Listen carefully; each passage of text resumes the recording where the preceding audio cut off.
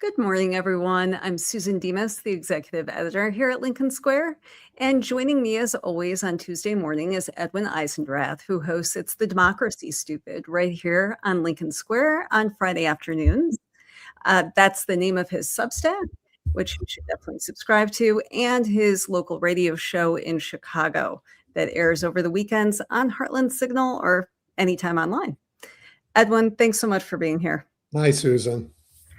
Well, let's see. It's another week. We have another Trump cabinet official who's bitten the dust. And I know, terribly surprising, I'm sure to you, Edwin, it was another woman in his cabinet. And let's be clear, there are not that many of them. But it was his labor secretary, Lori Chavez-DeRemer, who has gotten a lot less attention than the first two who were fired, Pam Bondi and Kristi Noem. I know a lot of us probably didn't even know that the Department of Labor actually still existed under Trump. But she has had her fair share of scandals. They just, I guess, perhaps have gotten drowned out by all the other scandals in the administration. There's been an alleged relationship with a subordinate, just like with Kristi Noem over at Homeland Security. Her husband has faced allegations of harassing staffers, allegations that she drank alcohol on the job, which apparently it doesn't rise to the level of firing the FBI director, if we want to go there. But she chose to resign instead of being fired. So that makes this a little different. Edwin, what's your take on this sad saga and what it all means? I think in an election year, if you're a president and your cabinet is blowing up and they're all, we've had 3 now leave, that is a terrible sign for your management of the country, right? Terrible sign. Instability, chaos, and the inability to choose talented people to run the country. And it's just painfully obvious. You're absolutely right to point out that the people who've left are the women in his cabinet. But I'm not going to say they didn't deserve to be fired. They all surely did. There are amazing, talented people in this country, and none of them want to go to work for Donald Trump. So he's picked these horrid people. And look, the Labor Department is there to make sure, to look after the working men and women of this country, to make sure that their working conditions are good, that they are treated, like human beings, that they're protected. And while Donald Trump's president, we have reinvigorated child labor. We've gone back 100 years. We do not look at the conditions that people are working anymore. We don't care about them anymore. And so all she could do is sit in that office and have her subordinates bring her bottles of wine, I guess, or go to a hotel room and order them to bring her a bottle of wine, I guess is what really happened. I mean, this is not looking out for the working men and women of America. They don't care. And that is just example after example after example from this administration. But politically, in an election year when your cabinet is falling apart from incompetence and corruption in the most public way, and look who he's holding on to. I mean, how long can Kash Patel stay in the job? It was just disgraceful news. And now he's suing the Atlantic magazine because they documented his drunkenness. Right. And it's dangerous, right? Yeah. I mean, he's clearly somebody who needs some serious help. And I don't care if he ever gets it. I don't care about him one bit. I just want him out of the job, And Susan, he sued them. Here's a bet for the prediction markets. That suit goes away the moment the Atlantic says, that's great. We're having depositions start Tuesday. Right. He is not going to want to be deposed under oath. And he's certainly not going to want all those people who've seen him drunk deposed under oath. Yeah. It's a nonsense suit the way Trump files them. And it's typical of this administration. It's all show and no dough. And, the country is getting nothing but trouble from these people. Yeah. And Edwin, we've talked in the past about how many people have had inside information quite clearly. They're making a fortune on the betting sites over really disgusting things with this war in Iran, where, these are life and death situations. I have to say, I did not check. I don't know if The labor secretary stepping down was one of those bets that you could short, but the endless corruption is just a common theme with the Trump administration. Yeah. And it starts at the top. It starts with Trump's ballroom. Now he wants this Arc de Triomphe like monument to him being built. And he seems more focused on this than the war in Iran at this point. Okay. Well, so the BBC, who he sued for $1 billion, right, they're like, you bring it on. And by the way, it's in British courts. Good luck, buddy. But they examined all those allegations of insider trading, and a fabulous story. I think it was yesterday on the clear and consistent pattern of insider trading on these markets based on Trump's war claims. Right. So it is as corrupt as can be. And America knows it's corrupt. And, I think, again, they were willing to put a lot of stuff aside because they thought Donald Trump was looking out after us. But you can see he is not looking out for anybody but himself. And Americans are, I mean, in every possible way, done with the man. I'm not done with his cabinet. Today, was it today? Just this morning, Pete Hegseth, that other fool, announced that we are ending mandatory flu vaccines for our soldiers, right? Because why not? Let's have them all be sick. So sick they can't fight. He wants them lethal. He wants them dead. He's an appalling, terrible public servant. And so now he's got this crazed, they shouldn't have to take vaccines. He knows nothing about public health. George Washington made his soldiers have the very rudimentary smallpox vaccine in the day when they cut you open and did this. And it saved what was left of the Continental Army. So the man doesn't know his history. He doesn't know his science, and he surely doesn't know warfare. And the reckoning, Susan, is coming for these guys. The War Powers Act gives a president 60 days to screw around without a Congress having to take a vote. And this Iran folly is nearing 60 days.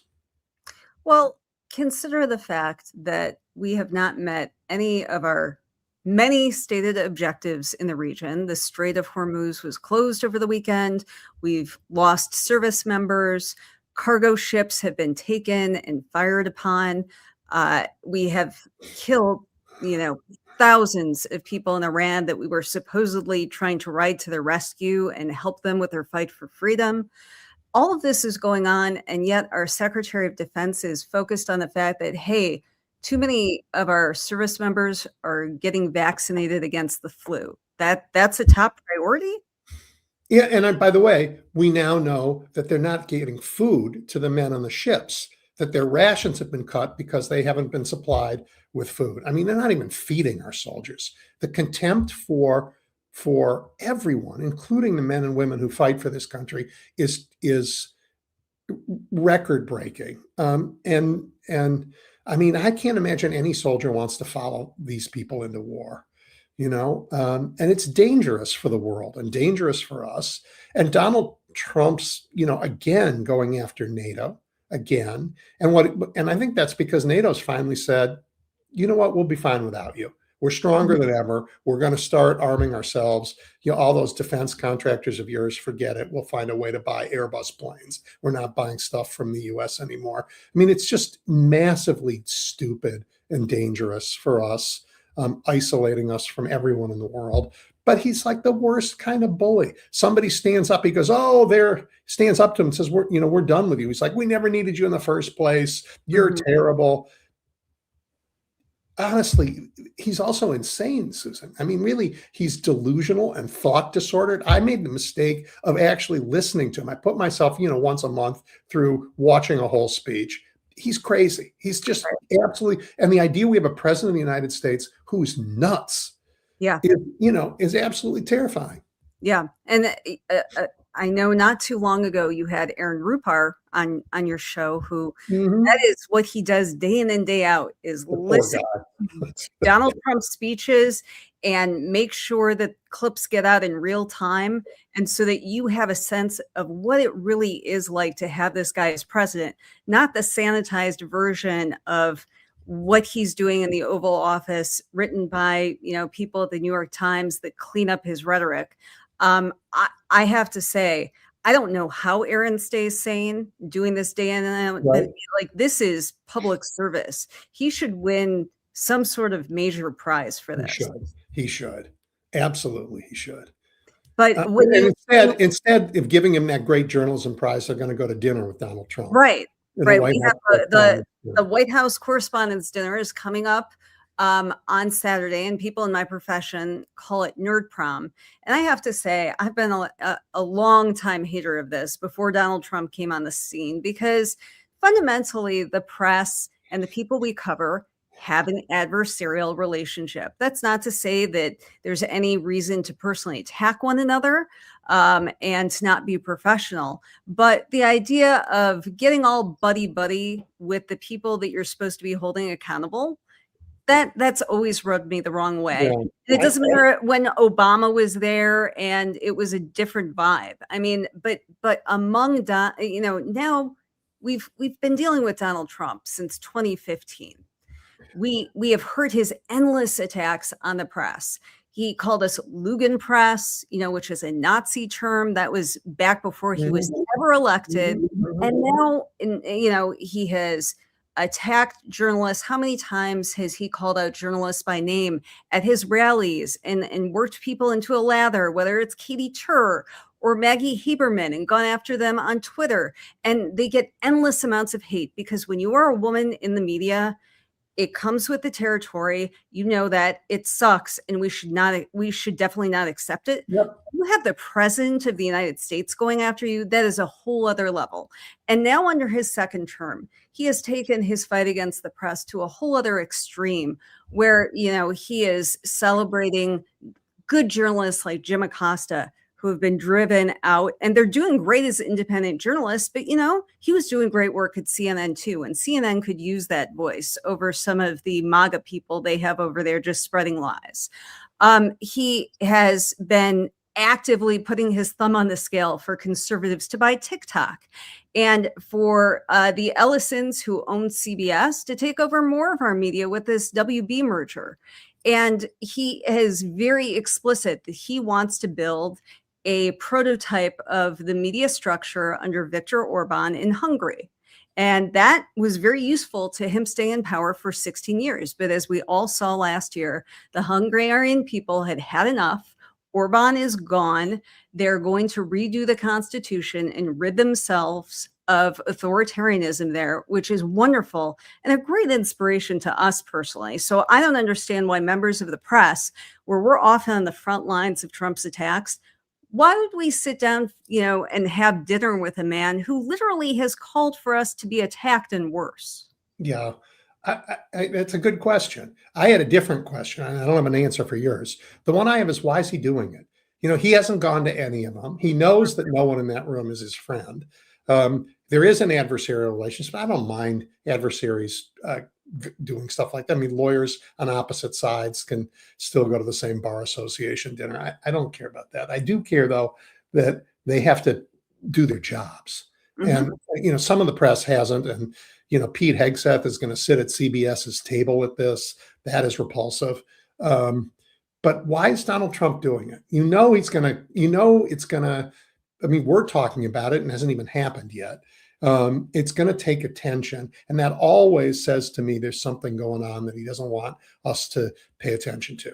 And it's maybe the expiration of the war powers, and Congress has to consider this war. Although Congress is busy doing something else right now, they are trying to, Speaker Johnson is trying to fund DHS without one change to ICE and CBP, like we don't remember Renee Good and Alex Preddy, like we don't remember the Black Hawk helicopter attack in Chicago, and they want to fund this without any restraints whatsoever, masks on, same thugs doing the same thing. That's what Congress is working on, right? So wherever you look, you see something miserable with this administration, whether it's that repulsive Speaker Johnson, who's honestly as worthless as gum on the bottom of Donald Trump's shoe.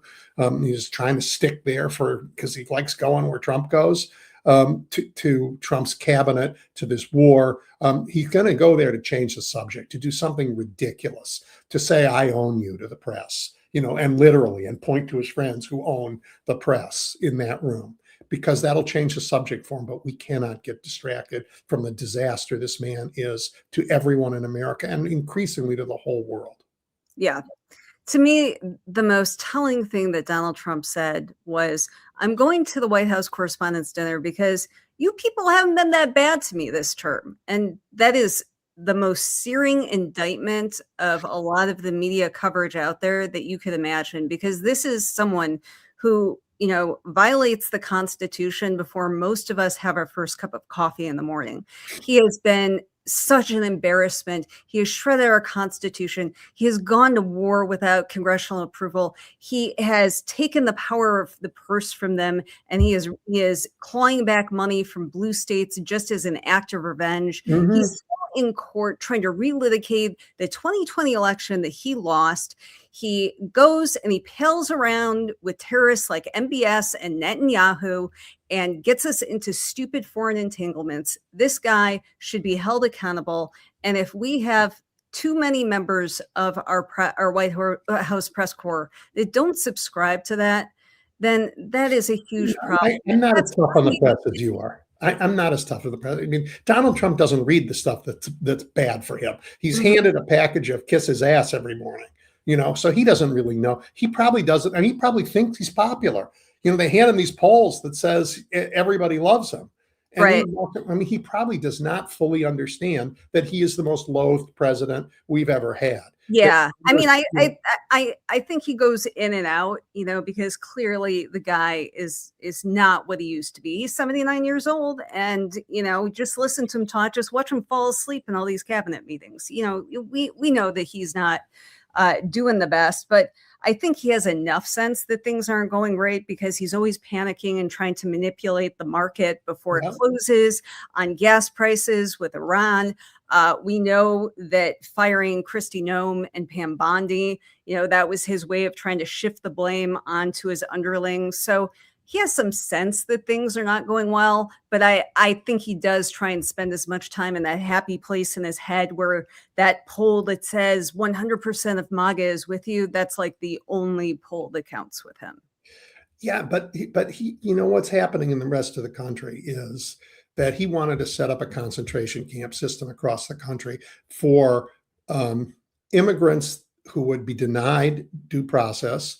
And by the way, since we've seen accidents happen already, a wider net that would catch up, as does in every single country, those people who disagree with him, right? Mm-hmm. And yet, we have managed to slow that down all over the country, right? Yes. We've done it in creative, interesting ways. Like, what do you mean you're putting this here? You need a water permit. Oh, gee whiz! Like we can't hook up the electricity today. I mean, we've done the things to slow it down, which is so important, because people are like, well, what are we supposed to do? We don't get to vote till November. How are we supposed to live till then? And it turns out there are things we can do, and we're doing them, and it's fabulous. I made a list, Susan, because I'm worried about. He's also the concentration camp system, the gulags he wanted to build. That was one problem, but he wasn't satisfied that Ed Martin was doing a good enough job on the weaponization task force, that he's scratched, I think, really the bottom of the barrel. Did he really get to the bottom of the barrel and pick Joey DeGenova this week and give him a new portfolio, which is to look into, what do you call it? The Great Conspiracy. Right, that's the 2020, or he was involved with Russia. I mean, the great fact, right, that he was involved, that Russians were involved with his election. A bipartisan Senate panel. Absolutely, Marco Rubio's name is on it. Right. So I made a list of the people that they have subpoenaed and indicted for political purposes, and it is long. I mean, I just wanted to make that list. It's incredibly long. It includes mayors and judges and governor and members of Congress and members of the Senate and journalists and labor leaders. I mean, it is a huge list and to read it is a fascist indictment, is what it is. There is no question what these people are up to, and it is not in America's interest. It's not consistent with our history. It's a break with our history in every way. This warmongering behavior is not limited to overseas. He only knows coercion, right? And those people who said, "Look, he's acts like a mob boss," have it right. He is the most coercive man ever to sit in that office. And we had a civil war, and this guy is more coercive. Yeah. And I think that we need to talk about the fact that the biggest fear that Donald Trump has right now is being subjected to any kind of accountability. That is why he has been doing whatever he can to put his thumb on the scale for this midterm election, because for however delusional he may be about his own popularity, he's seen enough of the polls that show that Republicans are in serious trouble. No credible political analyst or strategist will tell you that Republicans are hanging on to the House. They're not. The Senate is in play, and there is no way that it should be. I mean, Democrats. Terrible map for us. Yeah, Terrible. a horrible map at the outset of the 2026 cycle. Experts like Laksha Jain over at The Argument were saying Democrats had a 15% chance of winning back the chamber. Now he says it's between 40, 45, maybe even 50. That's an incredible indictment on Republicans and on Donald Trump. And they know that if Democrats have the gavel, the gavels of committees, that can be endless committees on all of their corruption, all of the things that the Trump administration has been up to with killing people in custody at these concentration camps, obviously killing people on the streets in front of everyone on video with Alex Preddy and Renee Good and many others. And they know that if Democrats control the Senate, that they won't confirm his nominees. They won't confirm his potential Supreme Court nominees. This could be a complete disaster for Donald Trump. And right now, there is a crucial election that's going on in the state of Virginia today. Over a redistricting referendum. This would allow the Democratic-controlled state assembly to temporarily redraw the lines in response to the vast gerrymandering project that Donald Trump has asked for in red states like Texas and others. It according to the reporter I talked to from Career Newsroom last week, the Dogwood, Michael O'Connor, it looks like this is going to pass. It may not be an overwhelming majority like Democrats won in Virginia with the governor's race last fall, but that will be a key block of defense, especially with the Supreme Court potentially ruling on the Clay case that could allow further gerrymandering even beyond what Donald Trump has ordered. So a lot to unpack there. Yep. And I'm going to go backwards. Virginia Virginians are going to vote probably to okay this remap. That, like in California, they hate gerrymandering. They are not voting for gerrymandering, despite titles on newspaper articles that say, "Are Democrats now the gerrymandering party?" No, this is defensive. This is the other guy picked up a knife and threatened us, and we said, "Okay, we get it." And to use my Chicago analogy, you pick up a knife, we pick up a gun. Like, okay, fine. You and your Texans started this fight, right? And you know what? We're not afraid of you Texans.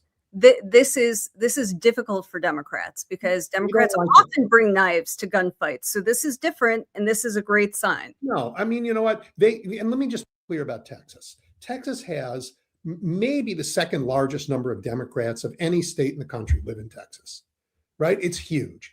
And Donald Trump and those Texans disenfranchised all those Democrats with their gerrymandering. They launched this. So we said, you know what? Fine. You don't get to unilaterally do this to us. We are going to do something we don't believe in. You know, we're going to pick up a weapon, a gerrymandering weapon, and we're going to disenfranchise all you Republicans in all these states. We don't believe in it. It's temporary. We even wrote in our bills that it's temporary, unlike you, because you're not trusted with power, because you don't believe in a democracy, and we are going to save it. So end of story. We're going to do this. We'll pass it there. And we will turn out in numbers that are going to make them regret they went down this road. So that's Virginia. But you began this by saying Donald Trump's biggest fear is that he's going to be held accountable. And Susan, I just don't agree with that. Donald Okay. Trump is so delusional. His biggest fear, if you've listened to him at all this last week, and as I said, unfortunately, I have, his biggest fear is that the ballroom won't be built on time. I That okay. is what he cares about more. And it is, of course, not just a ballroom, as he points out, it's a military installation under a ballroom. So he Right. wants his bunker. I mean, what Yes. good fascist doesn't have a bunker next to his house? Well, it didn't end very well for Hitler. I think the end was the best part for Hitler, as far as I'm concerned. I And mean, for humanity. yeah, Edwin, I feel like that is a fair point. And clearly, if you look at his speeches, I mean, this is a man obsessed. He's already remade the White House, with like Putin-esque gold gold leaf trinkets everywhere. everywhere. Yeah, I mean, like it's some sort of, a Roman sign- palace. I Yeah. think the sign outside the Oval Office and those letters, kind of sort of says men's room.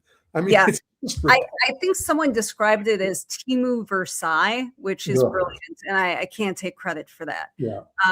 But I think you're correct. But the reason why I do think that accountability is a really significant driver for not just Donald Trump, but his entire cabinet is because they got just the slightest bit of accountability after the 2020 election, which Donald Trump lost, and he tried his damnedest to overturn. I don't. The wheels of justice completely serious. very slowly. Yeah. They moved slowly for the 2016 election, for the conspiracy with Russia and what he did there. But he had to sit in a courtroom. Do you remember those photos of Donald Trump? How he was just stone-faced, and he could not believe that someone had actually hauled him into court and he was going to have to defend himself. And I think that has been extremely traumatizing, not just for him, but for his cabinet, because the idea that the American public could actually do trials to have a truth and reconciliation committee, I think you would see a lot of people going the Hitler route, to be crude, because these are not people who have the stamina for that. Well, as a reminder, Donald Trump went to court. He was also found guilty by juries, right? 34 felonies. Right. And America looked the other way, which is disgraceful. And all of us. And any time he talks about crime and illegal immigrants, the worst of the worst, to me, that should be in any story about it, that this is a man with a serious criminal record. And that is not part of Donald Trump's story, I think is one of the bigger failures that we have. Right. And I mean, and the things that he's done that were criminal were terrible, but the things that he's done that aren't criminal are also terrible. I mean, his abuse of the pardon power has undermined the rule of law for everyone, everywhere, for years to come. Right? If you're a vigilante, but you're on his side, he said to you, "Go ahead, torch their house. You're going to get pardoned, no problem." I mean, Enrique Tarrio. I mean, these are terrible people that he wants to say, every time there's a crime committed by an immigrant, it's front page news on the right wing, right? And they want to make it about everything. There's crime. Okay, that's a story. Wow, shock. There's some crime, and sometimes it's done by an immigrant. Not most of the time, not percentage-wise as much as regular, but sometimes they commit crimes. But this guy put on the street some of the most dangerous people ever, and he wants to pardon, and thank God the state won't do it. The biggest murderer in Illinois, the biggest gang leader in our entire state, he said, "I'll pardon him of federal crimes." I mean, he is an appalling record when it comes to public safety. It's all pay to play. It's all pay to play. It's Yeah. all pay to play. It's all pay him to play, because the country is worse off every moment. I mean, oh my God, Larry Hoover's the name of the guy in Illinois. You guys look him up. Terrible. But I'm jumping around a little bit, but I want to go back to something else, because we were talking about his behavior in the Middle East, and we talked about his failure in Iran to achieve all of his ends. maybe someday you and I can get Tony Blair to join us on this show and to defend the Board of Peace, which he's decided to be a member of, right? Because how's it going in Gaza? How have you made the lives better for anybody there? No, Anybody. it's such a tragedy. And the fact, it's not like the suffering has ended. It's just, unfortunately, there is so much suffering in Iran right now. There's so much destruction. There are so many people suffering because Elon Musk and Doge killed US aid around the world. And so there is a lot of suffering to cover. The Sudan has not gotten nearly as much coverage as it should, but nobody should delude themselves that with Donald Trump in office, that there was just a wave of peace that went, flowed over Gaza and everything is fine there. I mean, it is wrecked beyond wreck. All these wars he's supposedly ended, like it's all lies, right? Yeah. I mean, I guess he's ended the Iraq war 4 times this week. So, right. And then restarted it. But speaking of which, as you and I are speaking here live, our negotiating team seems to be flying to Islamabad. Okay. Right?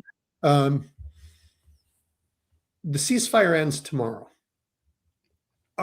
They're in a plane now. This is not people who are serious.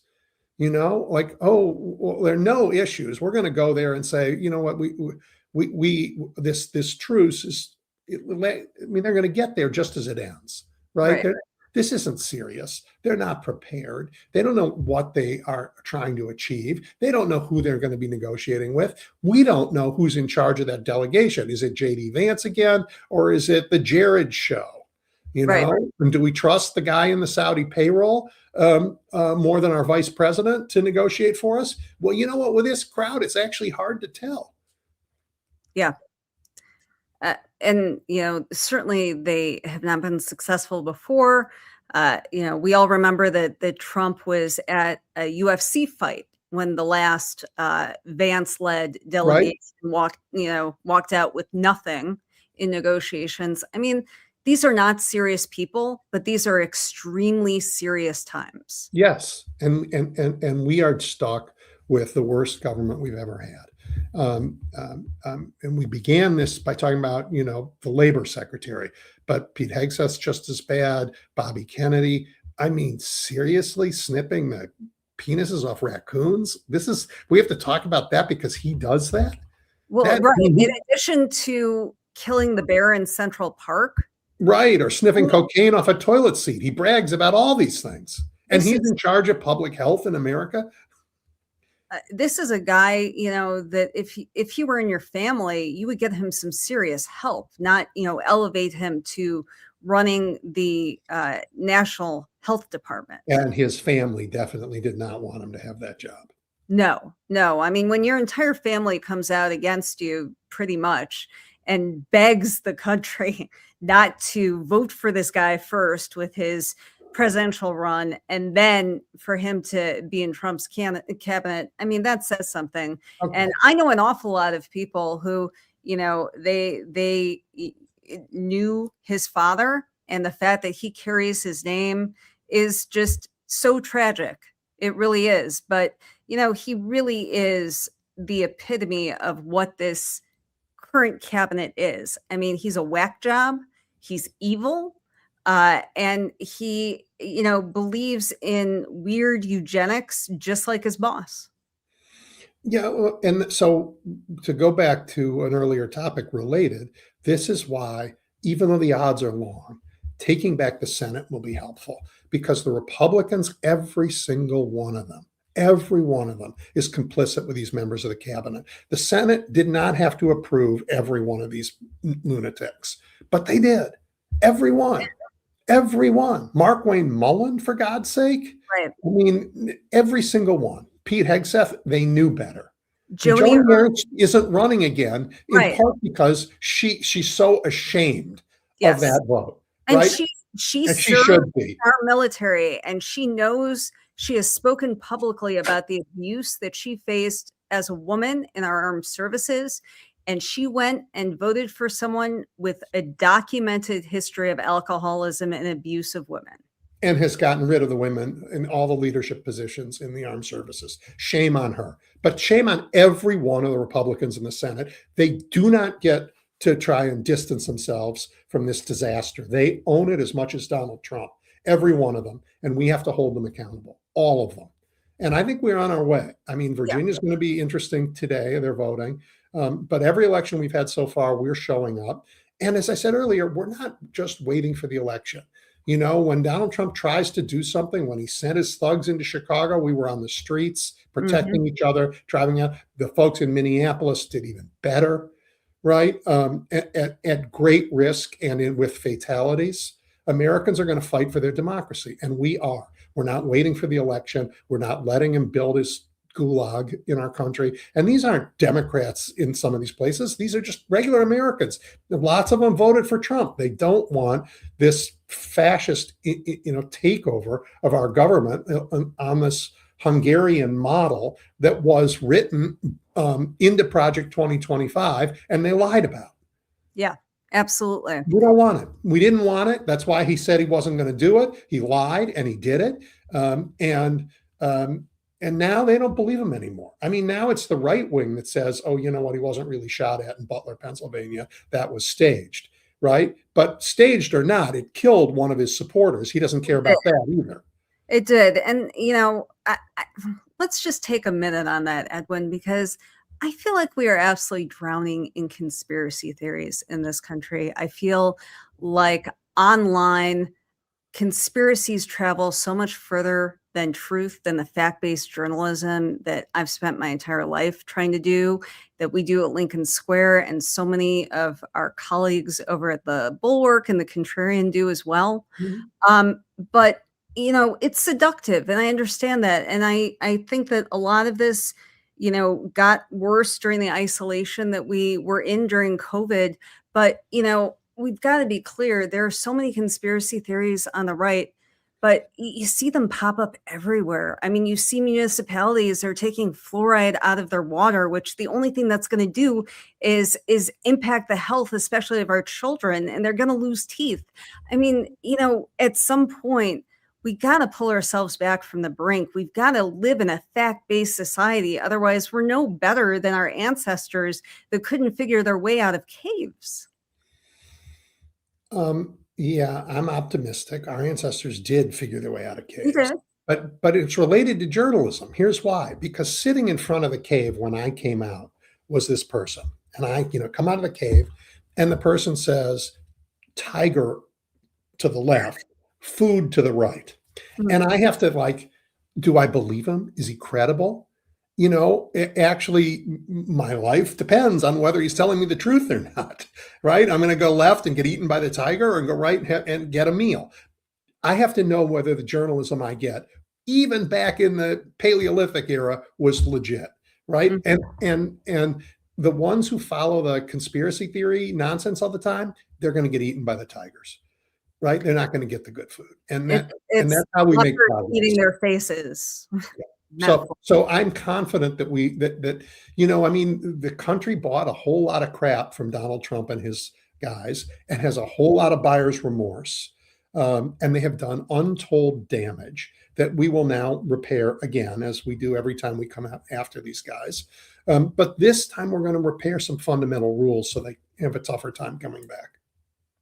And I think there's something that we should probably highlight before we go today. There are a record number of people who are running for office at every level, from local government on to the U.S. Senate. It's really inspiring to see. Yesterday, Sam and I talked on our show, The Weekly Assignment, with Amanda Lippman from Run for. It was on my radio show Saturday. She's amazing, and the group does tremendous work. They've seen just insane numbers of people under 40 that's who they target to run for office, who just want to get involved and they want to do something good for their communities. And that's how we get our country back. That's how we rebuild. That's how we fight Donald Trump and go beyond and rebuild so much of what he's destroyed. Yep. I mean, I asked her, and I honestly don't remember the number, but I think there's something like 1 million elected offices in the United States. That is we have a lot of practice with democracy, which is one of the reasons why it's going to be hard for these guys to try and get rid of it.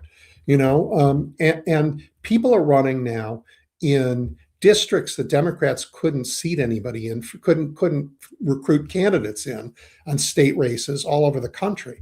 In Ohio, in North Carolina, even in South Carolina, districts that just never saw a Democrat. Now, I mean, and a Democrat isn't going to win in all of them, but they're going to go show up and say, you know what, that guy's saying isn't true.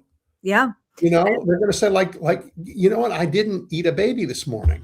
In fact, what I did was take my kid to school. So what they're telling you is just nonsense. Right. And just that's going to make a big difference. And thank goodness she's out there, and Run for Something has grown over the last few years. And they have this whole new crop, but they also have folks who've won in previous elections who are, working their way up and in, and it is transforming. It's part of that generational train. I mean, look, I'm too old to run for office. It doesn't, I'd be good at it, but You've I'm already done it. And then you ran when you were. I did it when I was young. Yeah. I did it when I was young. Yeah. And that's important. And it's important for the country. It is. And, it really does bear repeating that so far in special elections, Democrats have flipped 30 seats since Donald Trump came back into office. Yep. A lot of those were in deep red areas, including Trump's home district in the state legislature in Florida. The Mar-a-Lago seat is now held by a Democrat. So change is happening everywhere. It's happening in the South. It's happening in rural areas. It's happening in suburban areas. And that's a positive sign for this country, in spite of everything that we've talked about that Trump is doing. Very positive. Yeah. Well, Edwin, thank you. We'll look forward to your show on Friday. It's The Democracy Stupid here in Lincoln Square. And of course, looking forward to talking with you next week as well. I look forward to it, Susan. Thank you. Thank you.